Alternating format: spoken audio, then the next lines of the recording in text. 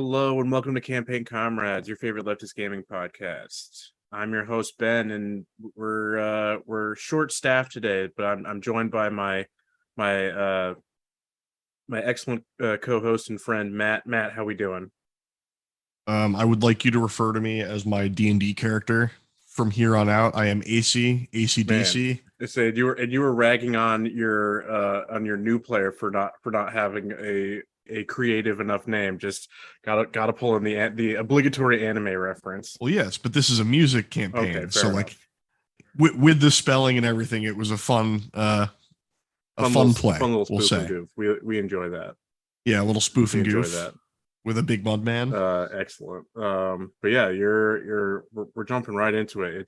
It's just you and me. We're the TTRPG heads in the chat, so it's fitting that It's a that D&D it's just kit. us today. There's been a whole slew of new Dungeons and Dragons news. They Wizards of the Coast did a hour and a half presentation, I guess, because it counts with their stuff that they did for Magic. But we're not going to cover that because as much as I enjoy playing Magic and I'm interested in some of the things that they released, like we'll get this out at the top. Like we're interested in the 40k commander decks and stuff. All like the Yeah, lore and stuff that we're talking about and going through in that video just completely over my head. I was like, those are made up words.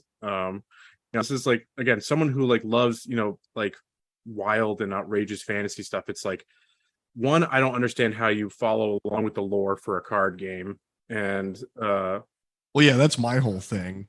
Is that card games aren't about the lore for me. It's about the cool picture on the card and the thing it right, do. exactly. I mean, they do have something like, you go to like the Magic website and there is like they do a series of stories throughout for the whatever set, but it's like, come on, those are glorified fan fiction, and it's like that's even doing a Yeah. disservice to fan fiction. That might as well be. I don't remember. I don't know if you remember this, but back in the day when Lego decided they needed to appeal to the teenage boy and they created Bionicles. Oh man, I love Bionicles. Don't you smear I'm Bionicles not in smearing the Bionicles, but did podcast? you remember they launched comics alongside them to Oh tell the yeah, story of the yeah, Bionicles? yeah. Whenever card games do like lore stuff like that, that's what it feels like to me. Is Fair. the comic alongside the Bionicle? Well, like they're like the presenter, who's like a pretty well known and I think he was a pretty successful in the pro circuit for Magic. Yep. Who's like kind of just become a personality for the brand. Which, cool, get that bag.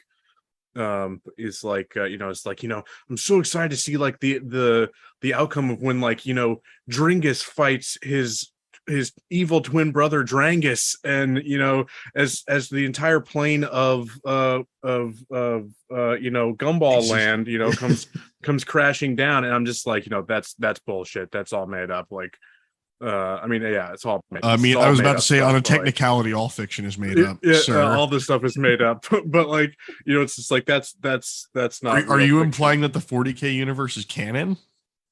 Hell yeah, absolutely. Well, no, I had this. I was having this discussion with somebody else. That like I think most and pretty much all like expanded universe fiction surrounding a established IP that usually has some other kind of media presentation. So let's say stories for Magic. I mean D&D books, 40k Black Library stuff. All the pinnacle was the Star Wars expanded universe books. Those are like the best example of it. It's like all of those are Sir, what are you bad talking books. about? Those don't Yeah, exist. the new ones, the new canon ones, even then, like the new canon books, they're all so bad.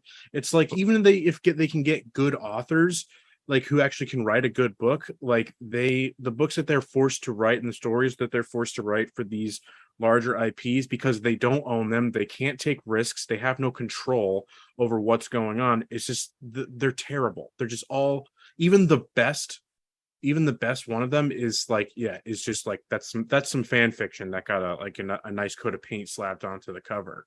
But It's Master just like Kenobi, who has the clearance to remove them from the archives? yeah, only another Jedi. But the Wait, but are we the implying that the mouse is a Jedi? That is. I mean, he's definitely the mouse is definitely the Sith Lord in the universe. He's definitely the Emperor. He's definitely Palpatine. Yeah. He's the Phantom Menace. So he's the Phantom Menace behind all things. Um, but it's like I have like very little patience. Like I've enjoyed some, say, like 40K books and stuff like that, but like I can be clear and say that they are not good books. My Even the whole thing best is ones. just when you start to like spread your lore out to so many different like strands and threads, it becomes almost overwhelming to an extent. Of like, Yeah. if you want to be into the lore, you then have to like you have a mountain you must climb Mm-hmm. to catch up, and sometimes that can be a bit intimidating for people. Oh, it's Uh, insane. It's like, absolutely insane. and then if you don't make the books good, on top of that, like well written books, becomes hard to sometimes trudge and slog through some of that to get the meaty bits. Like I say something for like it's a little again we're say veering off into say if veering off into 40K is a little bit off topic, but like I like kind Never of off topic. keep the lore for me just from like the the core rule books and stuff like that. That's where I get my lore. I make up all my There's lore. too much. I mean, The, hell yeah, that's what it should be. That's what instead of getting back onto D&D, that's what it should be in the best cases. Yeah, make your own lore. Do what's interesting and exciting to you, because in the end these are like basically fan products. no, sir, you're not But allowed to have fun with your models. mhm. They are to be made one way and one way only, and painted one way and one way only, and uh, used in one way and one way only. No play, Say only display.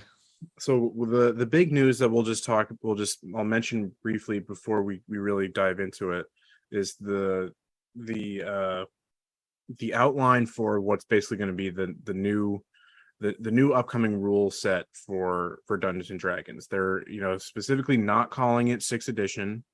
Is this what people Um, are going to call like 5.5?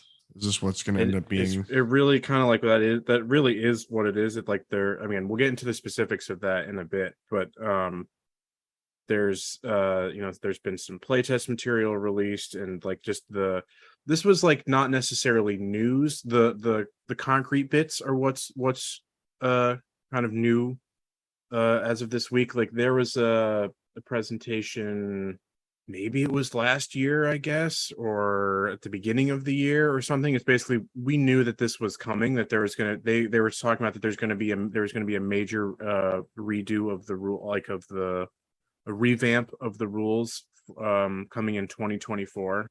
That basically that the three core rule books were being updated, and they had been clear from that point. Like in their mind, they're saying this is not a new edition, but like everyone was saying, like yeah, at the most, then you or like or actually at the least, this is yes, like 5.5. But we'll get into why they're not calling it and why I think it's not great. But like we'll like I also have some breakdowns of like the first bit of the playtest material, and it's like as again the two players say, and we're coming at it from slightly different perspectives. I'm the forever DM, you're an active player. It's one of those. I'd So be interested in DMing. It would just like oh right, but we're in two separate. We had a friend campaign that like saw through its end, and we've had other things just with the channel that have taken up our time that we can't really play together as much. But we play in separate campaigns, and I run one, and you're a player in another. yes. Um, so it's so I'll be interested to get our kind of differing perspectives on these kind of things, but let's maybe set the stage with some of our most recent kind of interesting moments from our D&D campaigns. Like I'll just start with my last session, my group made the almost fatal error that it's like every adventurer worth their salt knows the adage never split the party. Oh boy. But they I sent thought they were going to touch the chest without poking it first. yeah, no, they sent the party's healer, the cleric, the single cleric in the group, with a random NPC to go do Oh, some to go do some fake deal, and then the rest of them went to do a prison break to infiltrate a dungeon. And so I'm just like, I'm sitting there to myself and like gave them enough stuff. It's like, are you sure you want to do this? You absolutely positive you want to do this? All right, And guys, so here's what happened. The NPC was a trap. Your cleric is now like trapped as a hostage. And you are now in prison exactly where they wanted you to be. yeah. So part of that is probably going to be what's going to play out. So it's like, actually, I was so proud of myself with how I ran that session. I was like doing really well with like keeping both sides, because that's all Occupied. that's one of the real troubles, let alone like the in-game risks of splitting the party. It becomes a real problem for running it because it's like, half people are engaged and the other people are checked out, and Yes. and keeping the momentum going. But I was doing like really good with like, okay, like let's do this chunk with this group, then let's move it, and keeping the pace going. I thought I did, like I had to kind of pat myself on the back that I managed it pretty well. But the outcome, I think, is going to go partially as expected. And then so we didn't fully resolve it yet. The party is still split up at the end of the session. But surprisingly, the cleric actually did some hero level spell casting, and absolutely saved the day. And said like the deal went sideways. He was like doing this like projection spell to like, he wasn't actually in the area. It was Yeah. just like a He was mirage Wizard of of him Ozing. like into the area. But then it was like based on other elements so that the party had done at this place where the deal was going down, that like new security was getting put up. So like the deal was going on, and then the final wards got activated and it cut off all like illusion magic, so he just vanishes. And the shit just goes sideways, and so he's then got to like go in and save the NPC. And Yeah. it would have been a real potentially deadly encounter, but he had a solid roll for a banishment spell that got rid of one of the demons that was a servant of the main baddie who was in that area, who himself was a weakling, not a Yeah. threat, but there were It's just two demons. yeah. And just like through some like some really good rolls and some quick thinking on his end, managed to not only like just survive, but actually like really turn it to his advantage. So I was really impressed with that. But then it's so funny, the rest of the party, which is like the majority of the group still, absolute shit show. Absolute and utter shit show. And things are going poorly, shall we say, for them. And they're about to, I hope none of them actually listen to this episode until after I know it'll be fine because we'll have our session this upcoming Wednesday, and episode won't release till Friday. They're going to be You mean facing your team wipe? yeah, they're going to be facing a death knight. Oh, good. A level 10 party with no actual dedicated healer facing a death knight and a bunch of lackeys. So that's gonna be fun. That's gonna be interesting. Well, speaking of splitting the party, as I say that's a bad idea, we also split our party. We're on an airship heading to a new location for the next music tournament in our bard campaign. And there's been a murder. A murder. A boy. moida. So we're doing the Murder on the Orient Express where we're Yeah. Cool. trying to solve what happened. And we're piecing together. So each of us is on a different thread, following different threads of potential clues and witnesses.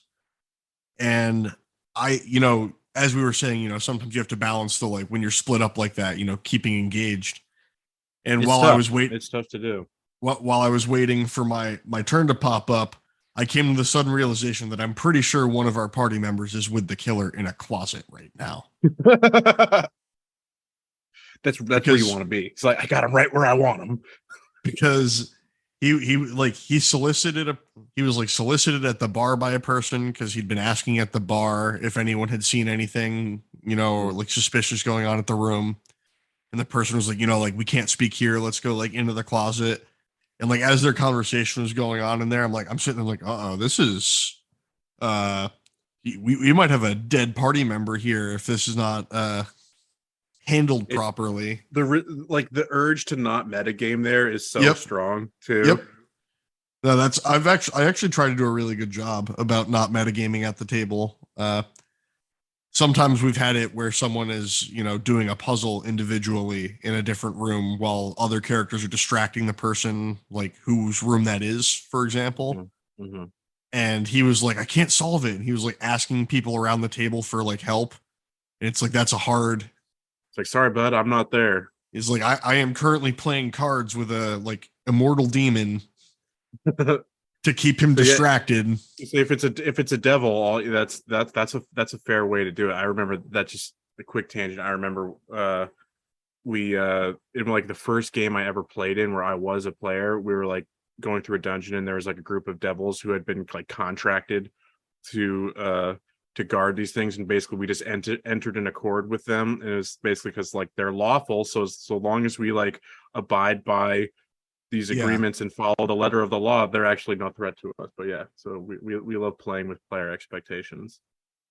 He was a like immortal, like soul collecting, like god of tricksting and death or something. Oh yeah. It's like he had a tower that when you entered it would like leave that plane of existence once you like signed the contract to enter. You'd have to get your name off the list to be able to leave. It's like Hotel California. Yeah, exactly. And yeah, that was I ended up betting him uh quote unquote our true names to put on the list because he only wrote our band name down. And Okay.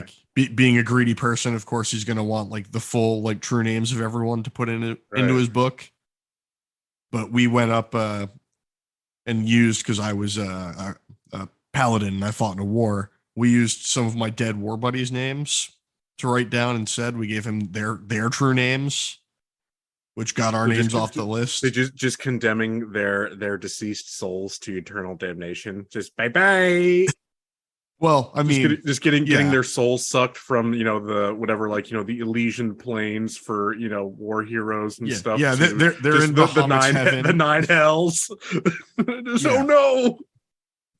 uh, and then just booked it out the door, and then made the promise to never go back to that place Mhm. because he's probably not going to be super happy about the whole escaping thing.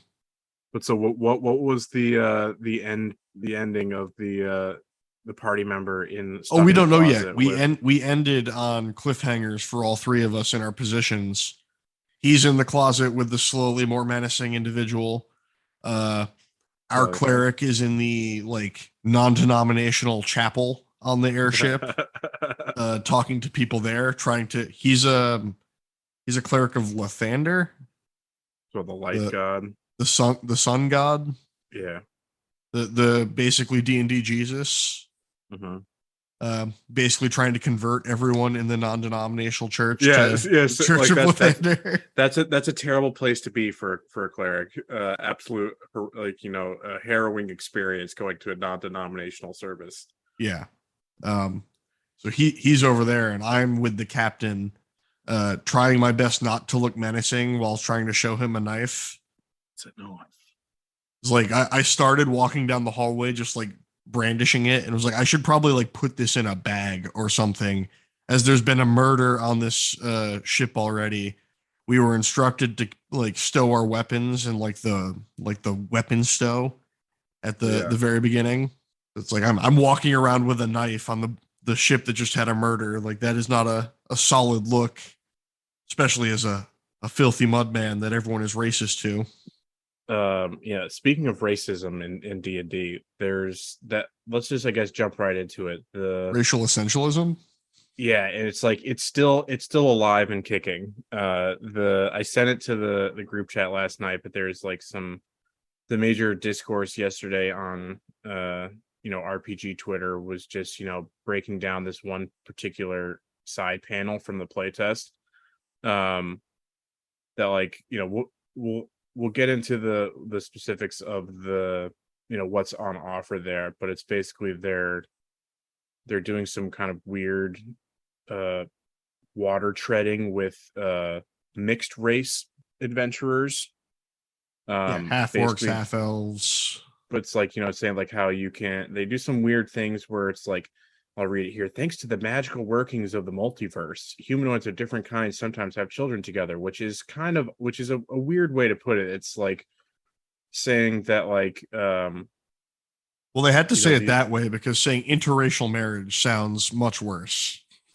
but it's like how there's like these things at in opposition to each other here, how like they're, um so like, yeah, the magical workings of the multiverse means that like most D&D races can't have kids with each other, and some need magical intervention, and it's like it just kind of reeks of this like kind of weird exoticism that's like kind of just creepy. But then it's like into the actual text, they're basically like, yeah, you can kind of like have you can mix any of these Yeah, all these. humanoids can be mixed and matched. Yeah, and it's like, but then it's like when it comes to it's basically the problem is that they're still they've removed a good portion of the mechanics from it, but not all of it.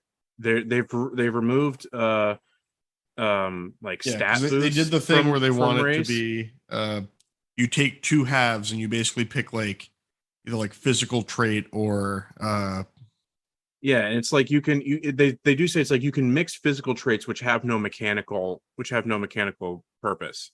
That's just aesthetics. But then it's like each race that you're pulling from still has like a lineage special trait that isn't like an ability. Say like take like elves, like Fey ancestry and that kind of stuff. It's like basically you have to pick one or the other. And someone who, like, these are TTRG RPG people who are of mixed race upbringing, and they're like, this is fucked up. It's like basically like it's almost like when I was like reading it, it's very much like the kind of like the one drop kind of eugenics kind of shit that's like, if you have, it's the stuff that was used to legitimize the continued enslavement of kids of slaves who were basically, or say slaves who were who, let's be honest, raped by their white masters and had mixed race children. That's basically, if you had a drop of black blood in you, you were still just considered black. Whereas particularly in a modern context, mixed race culture and heritage has a lot more nuance to it, and how this just does not reflect that at all. It's like you got it, like someone's like, when it's like basically you got to choose, either you're white or you're black, and it's like that's weird.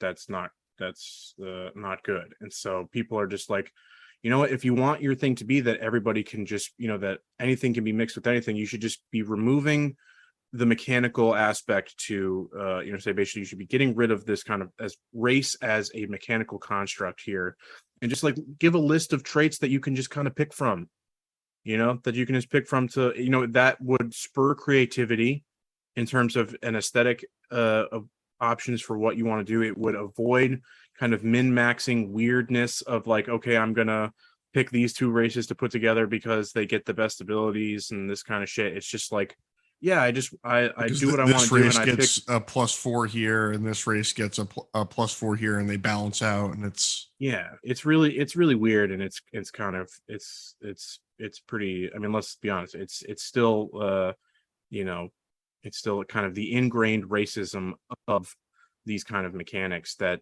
they're just real, for some reason.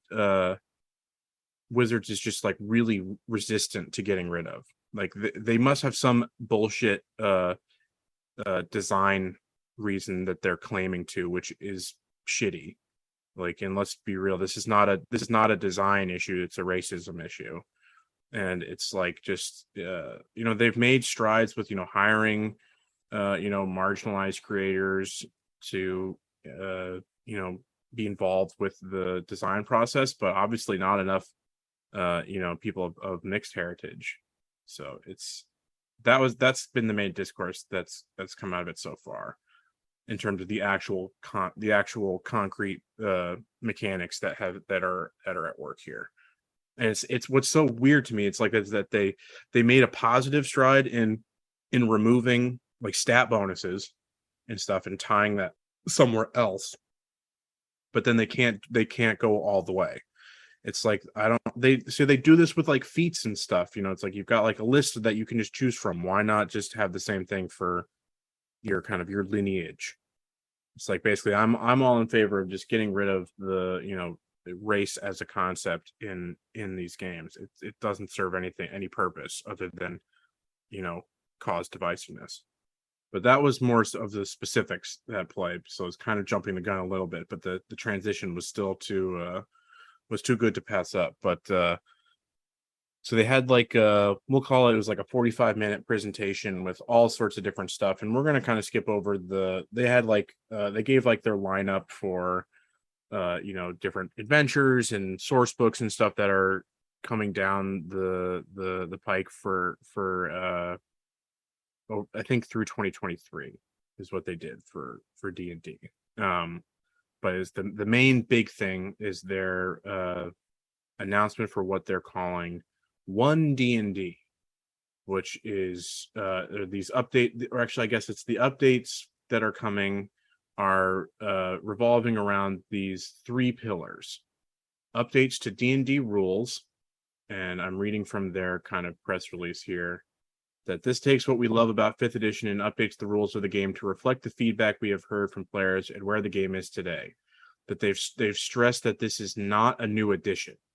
That's their big thing, is they're calling it. Again, I'll just call it 5.5 because that's already but a yeah, convention. I mean it seems no different than what they did for 5th edition, whereas they utilized a lengthy period of play testing, like they did with 5th edition, which they called it like D&D Next or something. Yeah, at the time, and it's like it's not really surprising in that way. But the next pillar is their now officially now that they've officially brought D&D Beyond into the family, they just really kind of making the robust set of tools and platform for all of your digital D&D content and all your tools and collections, which is good. I'd say the one thing that I thought was it was kind of tucked in there a little bit, but the first example was for the upcoming Dragonlance materials. They're doing digital physical bundles. Yeah, so So you it's like buy it physical and you get a digital code. Yeah, which they had not done. Whereas basically, if you wanted the physical copy and you used D&D Beyond, you had to buy them twice. But wait, why would they do this when they could sell it to me as an NFT? Mm-hmm. I'm gonna go pitch this to Wizards and make money. I mean, hell, they're cooking up something with that, in terms of like your character art and stuff. They're like that's definitely not out of their say, yeah, don't put it into the universe, but that's definitely, It's already there, friend. probably likely. But then the final pillar is what they're calling D&D Digital. It is still in very early development, like what they showed was pre-alpha. But it is D&D Digital will offer an immersive player experience, rich creation tools for dungeon masters, and a connected space for DMs and players to get together and play D&D. Mentioned this in our group chat. For me, this is the one that's probably the most interesting, and it's not by choice; it's of necessity. We've talked just about how the way things have become. It's like, yeah, like my creative inspiration for D&D comes with creating interesting encounters and environments in building terrain and having like a real to kind of tactile immersive experience for players around a table. But because of it started with COVID, now it's also just a personal reality for me that my group has several players who joined during COVID and have they were from the area, but then since, just for personal reasons, have moved out of the area. I've got like a player in Maine. I've got a player in upstate New York now. So it's just like, unless I get like a new group, there's no time where I'm not going to be playing virtually anymore. So like that, it's been unfortunate that it's forced me to kind of get away and scale back my terrain building and stuff, because that shit just doesn't work with the single webcam. I need like a studio. I need like a studio that's multiple camera, like DSLR cameras that can remote zoom and do all this stuff, and like, be on dollies and things to move around. Like that shit just doesn't work for just a kitchen table Have I sent you? single There's a webcam. video of a group who made a gaming table that had an overhead projector over the top of it that would project down onto Mm, the table surface, the grid, and like the base of the map, and then they would put uh, various terrain pieces into like that's blanked out cool. spots on the map that would then show like That's uh cool. The so like what I've seen more stuff, like people will do that with, like, they'll have, like, the tabletops like plexiglass, and they'll have a TV. TV or just a big screen embedded in the bottom, and then they Yep. just, through HDMI, just like hook up like basic kind of like Roll20 maps that are, it's all flat terrain stuff. Which, yeah, that's interesting enough, I guess. It's better than nothing, but I like the three-dimensional I mean, have you where I seen can. the Wormwood gaming tables? Oh my God. Yeah, I was when I went to PAX East in Yeah, 2019. in the before They times. Yeah, it was just as COVID was hitting. It was like just before things shut down. The they had a booth there. I got my dice vault. I got my dice Yeah, vault at that show.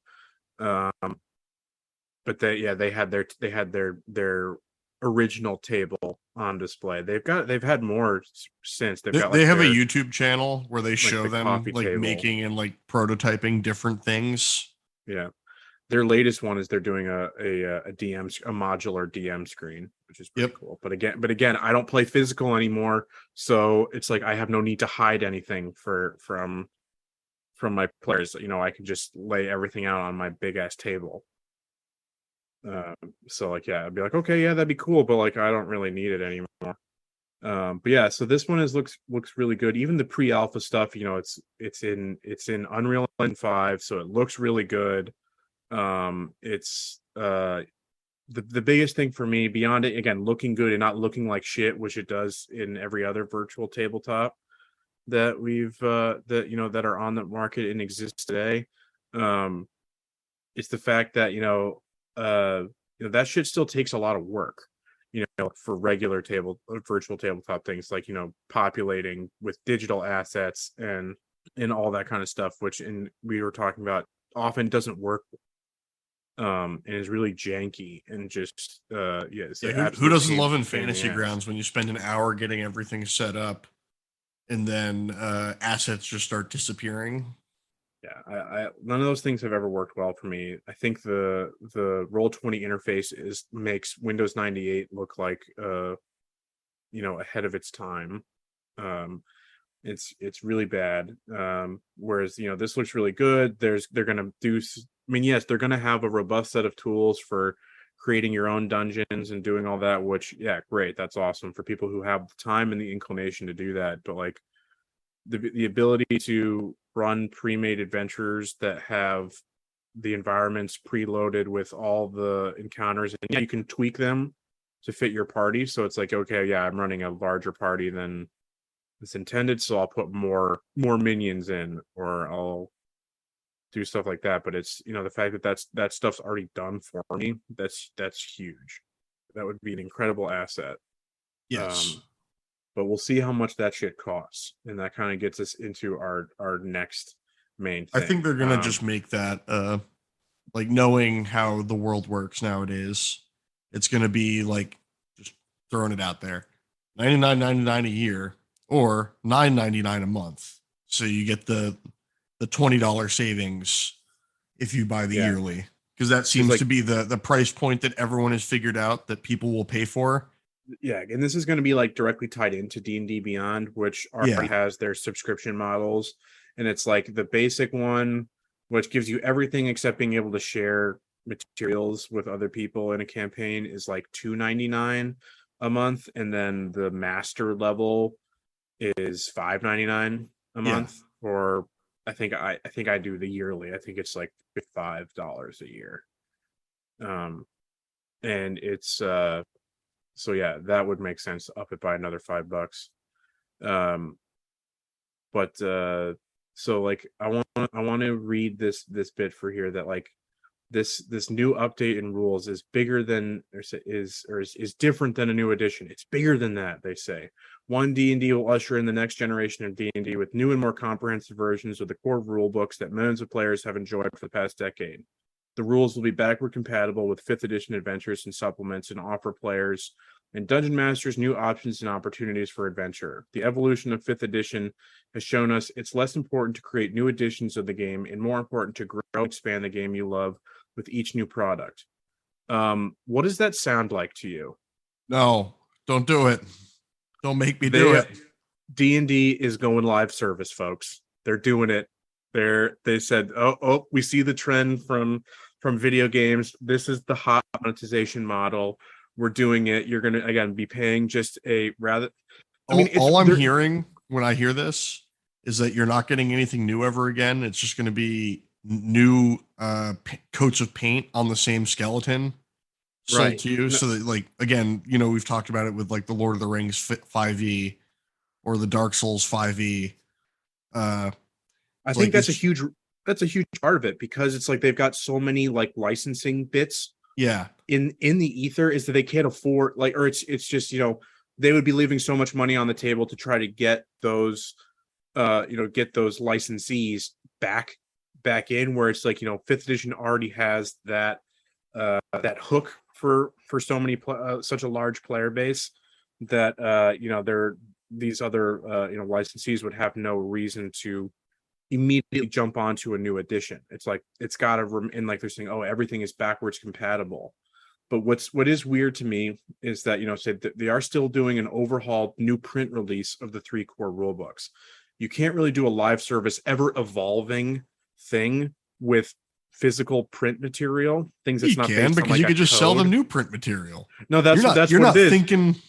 No, that's what it is. It's like that's the thing. It's like, this is all bullshit. It is absolutely, every new iteration of these rules is just a new edition. This is the college textbook model. And like, but they don't talk about what is the price going to be.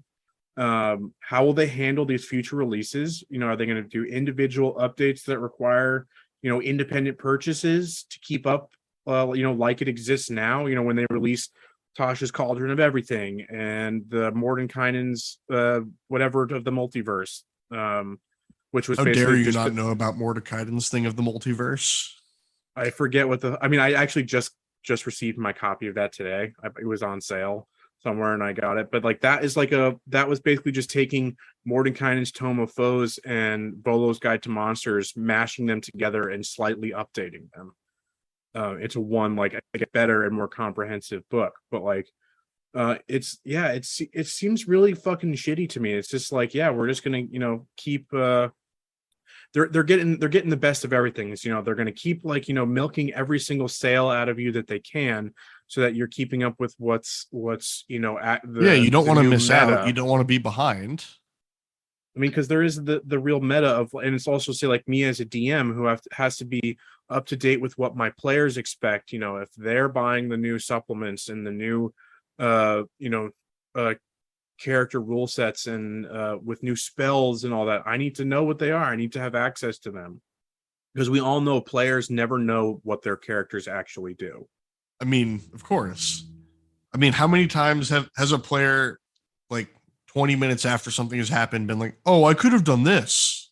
So this like then makes me wonder, though, is this going to incentivize just pure digital over physical? Because that makes it, in a sense, better for the consumer, that it's like, if they can do it this way, kind of. Yes, you're right. Kind of. It's like, if you pay a subscription type of thing, where it's like, I have the things digitally that could then be just, it's just a new line of code that, updates my thing without having to repurchase another. So the thing with that book is, digital only works better if they're saving you on the cost of producing it.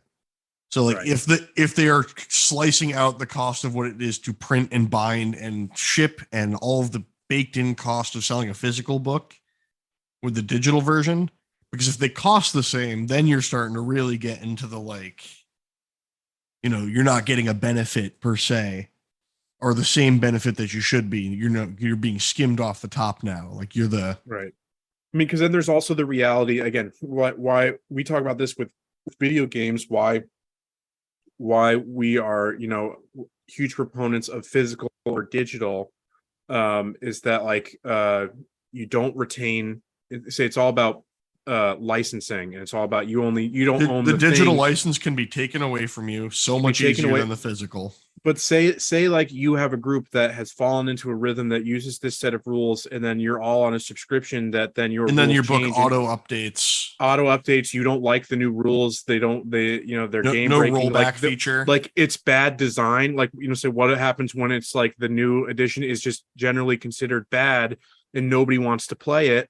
And now you've lost the old edition to the ether. That's why physical is still good, but like you're then again forced to fill out your entire bookshelf with every single iteration now of these new rules as they come out, and it's I just mean, like, but what gamer doesn't want in their idealistic house the published library of just game novels on all of their I mean, shelves? that's the thing. Like D&D players love their physical books, even if they don't use them, even if they don't actually use them, they love having their shelves of them, and I'm guilty of that as well.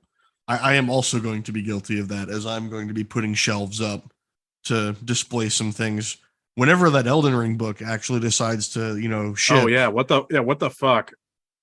It just keeps getting pushed back, and it's just like it goes from like, yeah, expected August whatever to now just order received. Yeah. Good job, Amazon. It's just like, god damn it. Hey Jeff, you're not being bullied. You deserve it. Sorry, bullying works. Yeah, so I've got complicated feelings about that, but yeah, they're going live service. D&D has gone live service. They're doing it. How long until Goku is in D&D? They're speaking of Goku though, someone was making a joke that's totally not out of the realm of possibility. When how long until there's a D&D Fortnite crossover? They'll definitely do something for the movie. Chris Pine D&D characters will have a Fortnite skin. I had memory hold that there's a movie coming out for that. Yeah, it's I don't even remember when the release date is, but that was Is that December? I think it's holiday time. I think it's holiday time this year. But yeah, so the expected release for this is these updated rules, like the new actual physical things are 2024. No actual date. It just says 2024. So yeah, we have here, yeah, D&D Digital being fully integrated with D&D Beyond. No word on what that's going to cost. Will there be a free version like like D&D Beyond has some free capabilities? It's that always needs strong scare quotes around it, because it's basically the only thing you get for free is free character building, and it's like you get like 6 free slots to build characters, but you can And also if they only want use this to be their like our offering, canon offering, one of the things they're gonna have to do is let you store more characters, because being able to store all of your characters in past and to be able to like flip through their character sheets and like read through the notes associated with those characters and like the different memories you can have from that can be pretty cool experience. It's like one of the things I've enjoyed about having my old characters on my D&D Beyond. yeah, so like that already exists, that like you have to have in order to have more. Yeah, and then the 6 free slots you got to subscribe, but then it's also you're limited to your actual character building options if you're just going solely free, because it's just like Yeah, they because you have don't like get the all the basic additional. rules. Yeah, all the basic rules are free. You only get the 4 classes. You get like, fighter, cleric, rogue, and wizard, and that's it. Um, so it's like you need to have you need to have purchased the materials in order to fully utilize the character builder as well. So it's never really just fully free. But like, yeah, are they going to do anything like that, or is it just purely going to be gated behind some type of subscription fee, which I think is extremely likely. All right, so yeah, we started off talking about how a bunch of the stuff coming from the playtest material, but like we talked about the controversy. So let's actually just kind of go through what was actually involved here. I have claimed the playtest stuff. It's like a 20-page document. Got to look more into about when they're going to be opening up the survey period for the actual feedback from it. But I'm also, this is also interesting, and a question that's worth asking. So this first bit of material is just, it's called character origins, so it's all about character building stuff. It's not about class though. It has nothing to do with classes. So we'll get to the actual things included. But it's like I always wonder, it's like who actually has the ability to do this playtesting. I guess like for my circumstances, it'll be like if I run a one shot next time I run a one shot with my group, it'll be like, how do you guys feel about using the playtest material to run through like that? Because it's like we're in the middle of a campaign. We're not gonna roll up new characters to what if we take the playtest material and make a one shot for Labor Day weekend? I mean, I think we're overly ambitious for our group retreat. We have we've got like a 40K tournament plan. We've got like several movies and shit we want to watch. I would like to play D&D or like something like to play an RPG or something like that. So I don't know. We've got a lot on our plates for that. But yeah, that would be fun. Mike wants to do the Olive Garden LARP, the live action role play. Where's the nearest Olive Garden there? Is it that's what I was going to look up. Yeah, it's like, where is actually the closest Olive Garden? It's probably really far away. It's probably in the next state. Because there's one in Burlington, but yeah, we're not going to Burlington. So I guess it's going to be revolved around that. Or I guess we could do some like retroactive stuff, like take some of these other things and retool your characters to fit along these lines, I guess. But like that would be a little difficult, I think, and maybe not. I mean, it's worth bringing up. I might ask my group this time how they feel about that.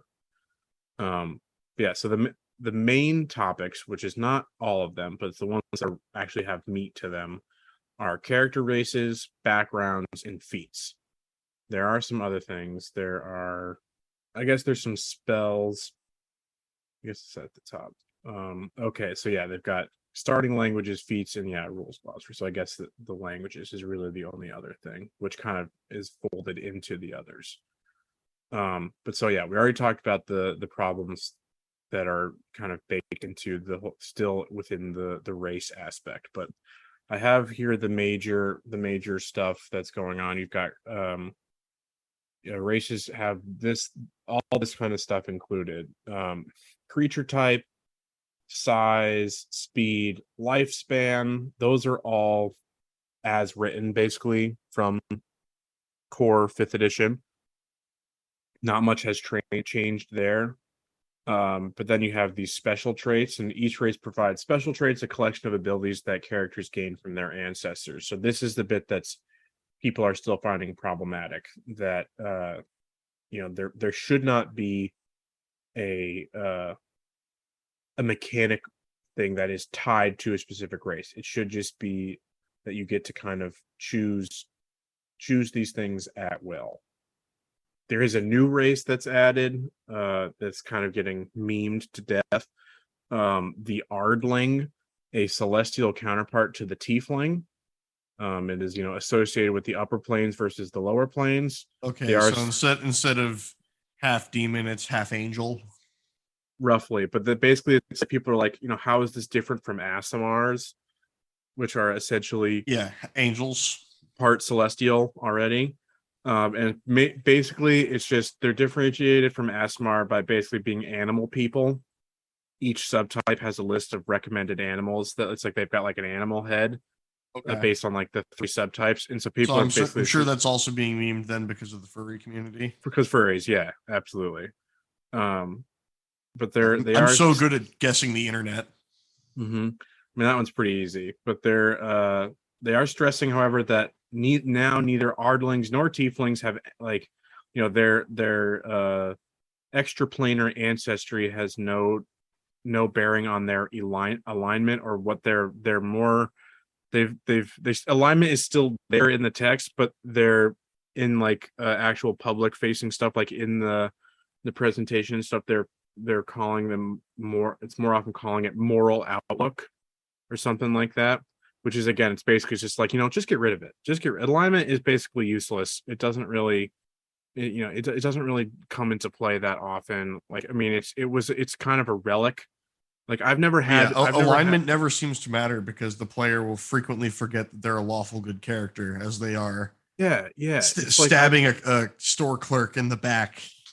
Yeah, I've rarely had players who that is what decides their decision making process. It oftentimes that's one where they really do succumb to metagaming. They're not going to be like, well, my character is like this and is would basically go against what I can tell is clearly in their best interest, because this is just what they do. It doesn't work like that. And one, because real people don't work like that. People are inconsistent. With like ideology is not as clear cut. I will have you know, sir, that every Monday through Friday, I wake up at 6:00 in the morning and I take a shit at 6:30 and a shower at 6:45, and I'm on the road by 7:20 and picking up a coffee on my way into work before I go in. What do you mean inconsistent? I'm talking about, again, in their morality. I was just, yeah, I know. But like, so yeah, you are, that's true neutral right there. Yeah. When you get to that part of JoJo, that's the Kiriyoshikage monologue that I think I've read you once. Mm-hmm. Yeah, I think you have. So then the other major thing is that orcs are now, like, full orcs are now fully playable. Ooh! And that's basically it for race, beyond what we just talked, the thing that we talked about from the first bit, that like there's some real weird stuff going on with the children of different kinds, just choosing one over the other, where again you should have they should get rid of that completely. It should just be a general list, like they have, as we're going to get to, feats have like just this general list of it's not, I guess it's not as clear a one-to-one thing. Feats are normally, my character design process to be did you ever watch Fairly Odd Parents? Yes. You know the episode where everyone is the same and they're all a gray blob? I want to start with the gray blob. I then want to sculpt it into the appearance of the character I want. Then I want to just start throwing traits into there to get him built out and have the history that I want. I mean, that is actually how it should be. It's like there's mechanic ways to make sure that this stuff remains balanced. And that's what, like, why my mind is going to feats. They have like feats broken into like levels and like prerequisites, and it's like, you can't just be cherry picking. Well, one of the best things about D&D is the DM has final say. And if the DM looks at your character and says like, "Oh, you've min-maxed your character to have all of this stuff. Like, can you please remove this one feat and like swap it with one of these instead?" I'm a personal, like, as I play, it's like I don't like necessarily, unless it becomes like a toxic playing environment. I don't care if somebody min maxes. I don't. Oh no, I'm just saying like that gives choices and options for the DM to absolutely. But to look at something and be like, okay, I don't know if I can build a campaign around this character because he's going to trivialize almost any encounter that I can put him into. Right. But that just, for me, it's just like, okay, just try to make more more difficult encounters, like up you give, increase actions and more abilities and stuff to, again, it takes more work that is reliant upon. You're in a room with 6 mind flayers and an elder brain. I've done that. It's just like the fact is, it's just like there are still these problems with D&D at its core, it being a tactical combat simulator that like has role-playing elements just kind of slapped on top of it. You want to know what my number one complaint about D&D is? It's a conceptual thing more than anything else. It's the grid system. Because the grid system does not reward diagonal movement and like diagonal, like All right, so are you a hex grid sicko? I am a hex grid sicko because hexagons are a perfect shape. Uh-huh. Uh-huh. Okay. Okay, fair enough. I mean, there are plenty of RPGs out there that do hexagons. Like our favorite computer tabletop Mm, RPG, mm. uh, Greedfall. Nope. Gloomhaven. Oh, Greedfall has No, it's not Greedfall. say Gloomhaven. Is that what you're Gloomhaven. talking about? Yeah. Yeah, Gloomhaven has say Greedfall's an open world game. But Yeah. yeah, No, no, sorry, it's a Gloomhaven G is name that hex just came based. out. But yeah, I mean D&D has some hex grid stuff in it. It's like overworld maps are usually broken down into hex grids. Or at least the older ones used to be. But All I'm yeah, saying is bring back the hex grid, you're not wrong. You are not wrong. or All do right. some So, true sicko stuff and give me triangle grids because oof, every hexagon grid can be a triangle grid. So sure. Yeah. But that's some real mind breaking stuff right there. So this is like I think the real success of what they've done so far is the fact that they pulled um ability score bonuses from your race and tied it to background instead. So it's again something that you are so it's yeah, it so is you're born of a certain race, but if you're raised as a pirate, you're probably going to have some boating history. yeah, it removes it removes that layer, not completely, but it removes that layer of the bioessentialism that it is your upbringing and your culture and your that is influencing and going to shape the person that you are creating as your character. But so now they have it as that a background will grant a +2 bonus to one ability and +1 to a different. um then the rest is normal here until the end. You got skill proficiencies, two skill proficiencies, one tool proficiency, a language from background, and then this is the new kicker. um each background now provides a first level feat for free, which is I think is huge. That leads so much now extra levels um customization that I always felt that It the also feat makes a system. level one party a little bit better Oh yeah, because like much level one much more parties interesting. suck. Well, get this. Like I forget which adventure it was that is doing this now. Like that they're saying like, oh, I think it must have been the Spelljammer set that I was just looking through. It's like it's saying, yeah, you should start at level 5. Yeah, that's They're like they're almost all campaigns I've played in end up starting around level 5 now because that's like I should have done that for mine. the actual part where your character has become a character and Yeah, like become has a like real the person. basics of their class. I definitely should have done that because it's like with how long my campaign has been running, I wish that we were at a higher level for in terms of Mhm. story progression. Yeah, so as to what you can put into the game. I would much rather be at level 15 than level 10 right now. Yeah. Um, I mean, but you're the DM, you can just do that at some point. You can just be like, "All right, I think I you gave them killed a free level at one point for you killed something, a but deer. You're now level 14. uh, That yeah, deer happened to be the deer of Artemis." because I always do milestone Yeah. leveling versus XP I've leveling. never done experience leveling.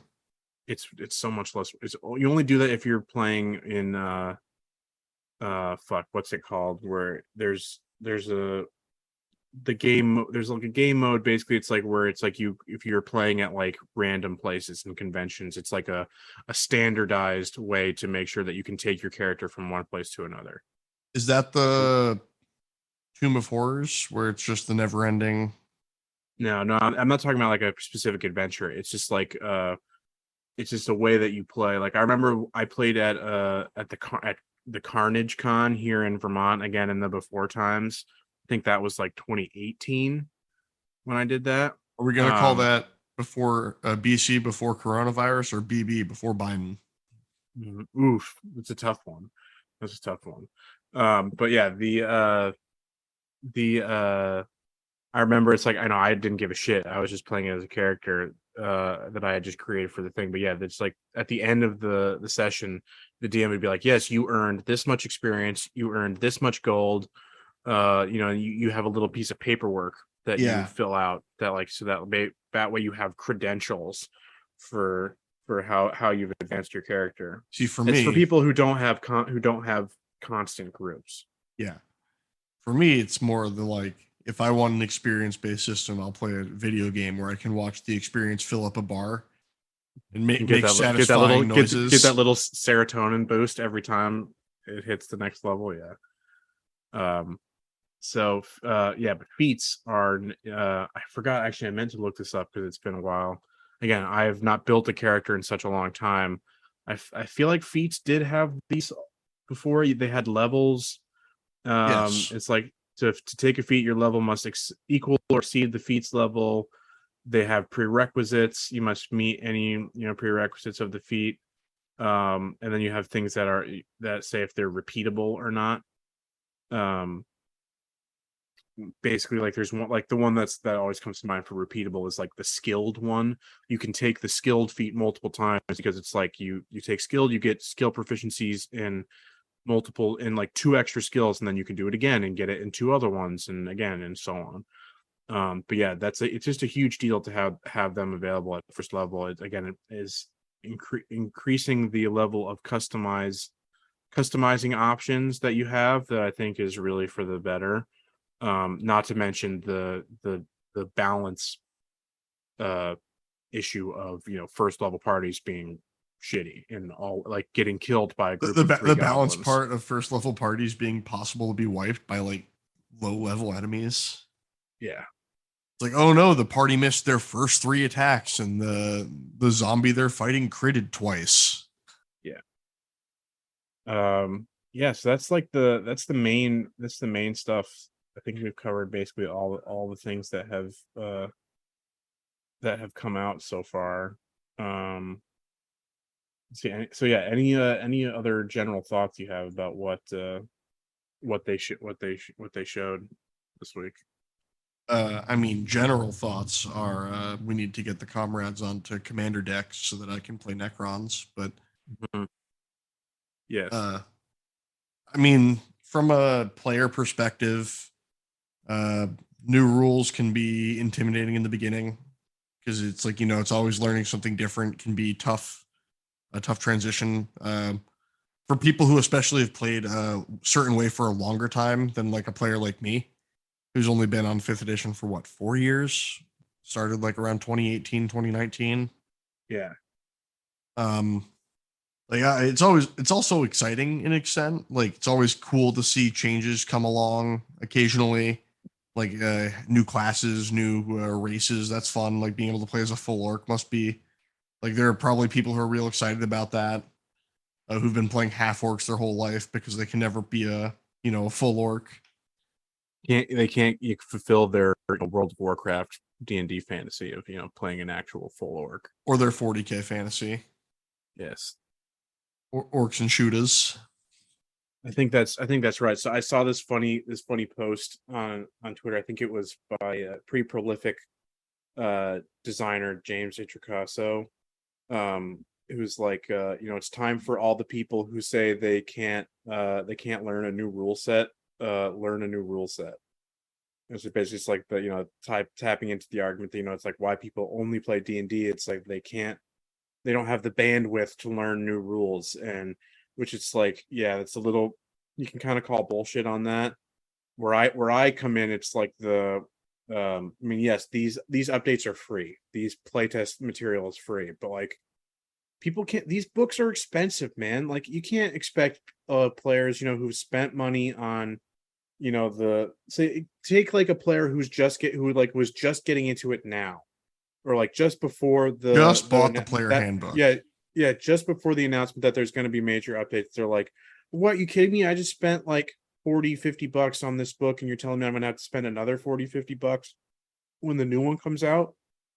And like, I just fucking got this thing. And like that was always I mean, a that struggle happens for with a me. lot of things. Don't you love when you buy a game and then it goes on sale 2 days later? And Yeah, it was like, that's like why I always got the digital stuff, and like why I got the D&D Beyond master thing where I could share that stuff, because it's like I already love to play. I have those things for my own use. like when we were playing our campaign, it's like I'm not gonna like say Andrew and Mike, who aren't like tabletop players by really like their own practice. And it's like I'm not going to ask them to buy the player's handbook when, even though like it would make my life easier if they did. So it's like, of course, yeah, I'll get I'll spend a little bit of extra and share it with them, but like It's that's smart too, not to make Mike buy the handbook, because he's a lawyer brain and he would be lawyering through lawyer. He'd be a rules lawyer. yeah, he'd be, page 72, paragraph 3, line 6. Yeah, I don't know. I'm so like it's always weird, yeah, when there's always that fine line to walk. It's like, yeah, I like the new updates. I like more options. I think it's interesting to see some advances that they've made. Again, I still think it's all the criticisms that we've seen of this. The playtest stuff has only been out for a few days, time of recording. I highly doubt that most people have had a time to actually really play it yet. But I will. I mean, basically, as the whitest of white guys that can be out there, I will take the opinions of say actual people of mixed heritage who are saying like, yeah, this fucking sucks, this is shitty, like this is not good enough. And it's like this, it's all to say that it's a low bar. The bar is low and they're still kind of not clearing it. So I think the criticism is warranted, and I think that there's still improvements to be made. I shall voice my opinion as a mixed German French person. Excellent. New 10 out of 10. Say one D&D francophobic. Just say putting it down now. But yeah, I as a DM, like it's it's basically I have no option, I have no choice but to learn the new rules. Because it's like, if even one of my players wants to do it, and I absolutely know that there will be, that I've got to do it. Or else I'm out of the loop, and it kind of sucks. Again, that it's like I basically welcome to the plate of the live service. Yeah, it's like if you're not up to date with the live service, then you're not competitive anymore, and you get left behind. You get Woody. I don't want to play with you anymore, and dropped. And yeah, it's a bit of a burden in that sense, but then again, I'm always for I anything that can increase the level of creativity that my players can express makes my job easier as a DM. So I do like, it's like I have that kind of dueling perspective on it. Inside you, there are two DMs. One who's a cheap bastard who doesn't want to pay any more money, and the other one is lazy as shit and wants wants them to do as much of the work for me as I can. And they are constantly at war with each other. I think we're pretty good on time. We had some other things here if we had time, but I think that was good for today. This has been a full hour and 10 minutes, so it'll get cut down. It'll be like an hour and 5. Yeah, we may have started a little bit closer to an hour. I forget exactly what time we started. We started around 11:20. It was like 11:19.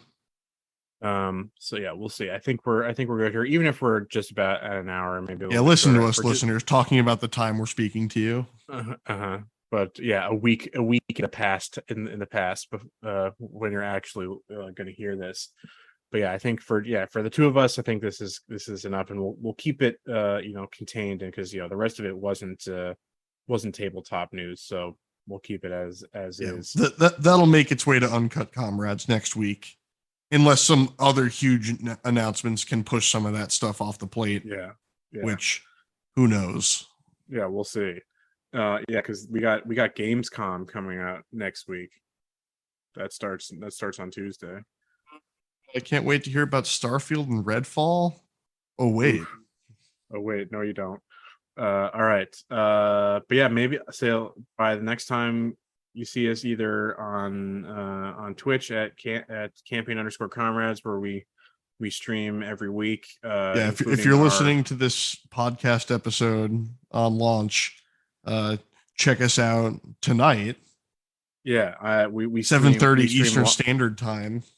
yeah, we stream live, and so, but yeah, by the time this comes out, I will have had a chance to speak with my players. So maybe I'll have some new thoughts to share on this topic when it comes out. But yeah, till then, yeah. So follow us on all the socials at CamCompod on Twitter. Find us at YouTube at Campaign Comrades. I think that's everything. Anything else for you to plug? No, I mean, it's hard to plug my stream so far in advance. I'll probably be playing Xenoblade Chronicles 3 at that point. Hell yeah, my man's in it. He's fully in it. I'm hoping to be done with Live Alive today so that I can Xenoblade Chronicles 2 or 3 second episode tomorrow for stream, and then just start playing it full time and He's just really no lifing. feeling it, folks. He's really feeling it, folks. I might have to take like a week off at one point from work and just just crush some JRPG goodness. All right, but we will see you next time. Thank you. Absolutely. For listening. We love you, smooches. Bye.